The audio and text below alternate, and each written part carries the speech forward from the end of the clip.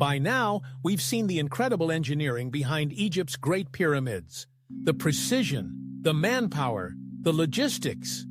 But to truly understand why these colossal monuments were built, we must leave the realm of stones and tools and enter the world of belief, magic, and the afterlife. Because the pyramids were never just tombs. They were cosmic machines designed to launch the souls of kings into the heavens, to transform man into God. Beyond death, the pharaoh's eternal role. To the ancient Egyptians, death was not the end. It was a journey that, if successful, would allow a pharaoh to be reborn as a star, watching over his people for eternity. In their eyes, the death of a king was not only a tragedy, it was a potential catastrophe. If not properly guided into the next world, the pharaoh's soul could be lost, and with it, the entire balance of the cosmos. Thus, the pyramid was built not merely as a resting place, but as a launch pad to the stars, a sacred transition point between Earth and the divine. Star maps and cosmic engineering. Some of the strongest clues to this deeper purpose lie not in the construction itself, but in the mysterious shafts found deep within the Great Pyramid.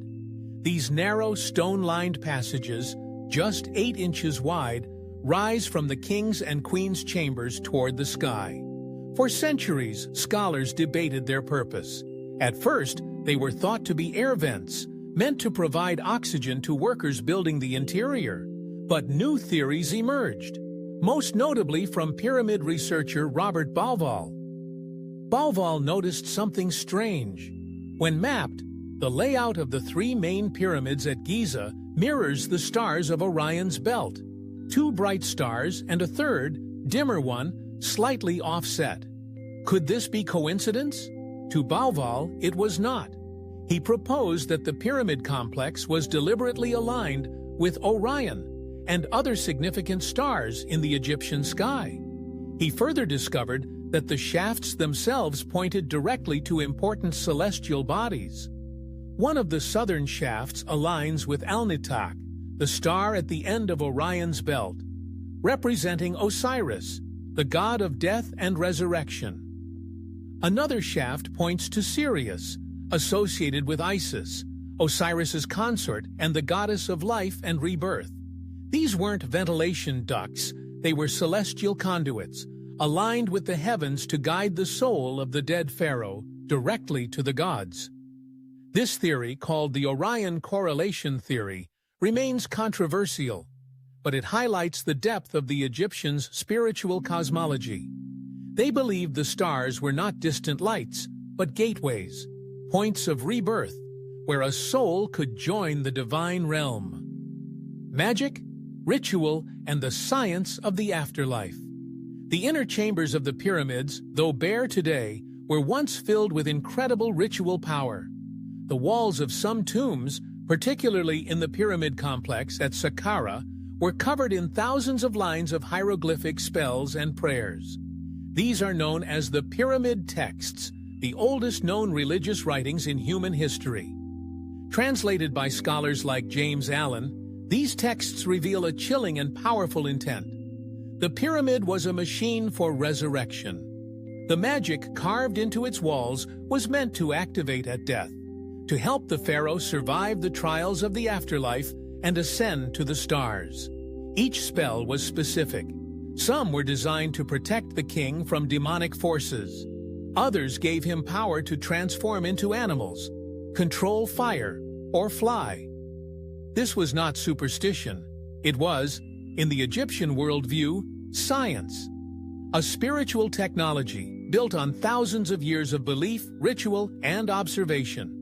And it wasn't only magic. Every item buried with the king, food, weapons, gold, clothing, had a role. They were essentials for the next world, where life continued, but in ideal form. If you wanted something in the afterlife, you had to bring it with you.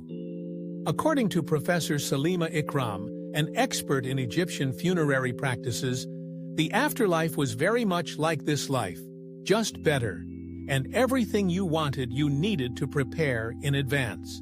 So when you imagine a pyramid, don't think of it as a simple stone tomb. Imagine it as a fully equipped starship, loaded with supplies, charged with spells, and aimed at the cosmos.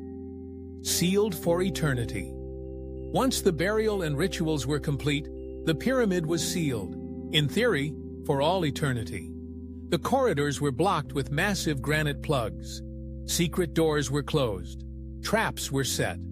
The pharaoh's body, mummified and wrapped with amulets, now lay at the center of the greatest machine ever built by man. And then, silence. For 4,500 years. No light, no sound.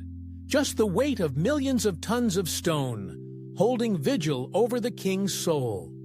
But in 1879, a strange twist of fate changed everything. The Jackal and the Lost Texts. A workman, walking near a ruined pyramid at Saqqara, saw a jackal, the animal sacred to Anubis, the god of mummification and the dead. The jackal seemed to beckon him. Curious, the man followed and discovered a small tunnel. Inside, he found a hidden chamber. Its walls were covered with hieroglyphs. This was the first recorded sighting of the pyramid texts, long forgotten and buried by centuries of sand. These texts would revolutionize our understanding of what the pyramids were really for. They showed us that the ancients had left instructions, not on how to build the pyramids, but how to use them. The pyramid as a symbol, even beyond the technical and magical functions, the very shape of the pyramid carries meaning. It echoes the Ben stone, a mythical object thought to be the first thing to rise from the primordial waters at the dawn of creation. Some say it was a meteorite, others, a divine relic lost to history. But its shape, a four-sided pyramid, became a sacred symbol. The capstone of a pyramid, often covered in gold, represented the sun itself. And when sunlight broke through clouds, forming a visible beam, the Egyptians saw a mirror of their creation, a pyramid of light descending from heaven. Was the pyramid a ladder to the sky? A ray of the sun? A symbolic mountain? In truth, it was all of these.